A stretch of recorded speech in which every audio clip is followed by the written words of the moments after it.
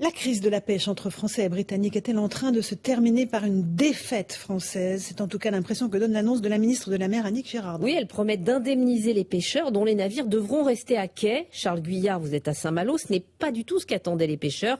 Ils voulaient des licences pour pouvoir continuer à travailler dans les eaux britanniques.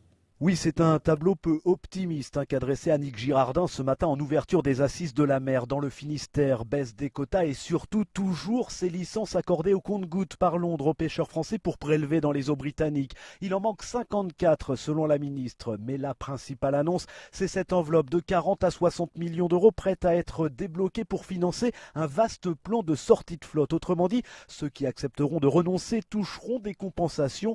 Pour Loïc Escoffier, armateur à Saint-Malo, c'est un vrai renoncement alors que la France était présentée comme la grande gagnante des accords du Brexit il y a un an. On nous dit tout va bien, vous inquiétez pas, vous pouvez vous projeter. Et là, comme ça, là, en un claquement de doigts, on nous dit ah bah non, en finale on s'est trompé, vous êtes concerné par le Brexit et puis vous êtes dehors. Là déjà, on a reçu des documents qui stipulent des changements de réglementation sur les bulots sans nous concerter. Et puis qui nous dit que l'année prochaine, ils ne vont pas nous dire bon bah c'est terminé. C'est-à-dire que c'est reconductible tous les ans. Donc en fait, ils veulent plus de nous du tout. Une exclusion des eaux britanniques pour Loïc Escoffier et son armement de 3 bateaux, c'est 80% de son chiffre d'affaires qui disparaît. Conséquence, lui et ses 30 à 35 marins embarqués se retrouveraient alors contraints de rester à quai définitivement.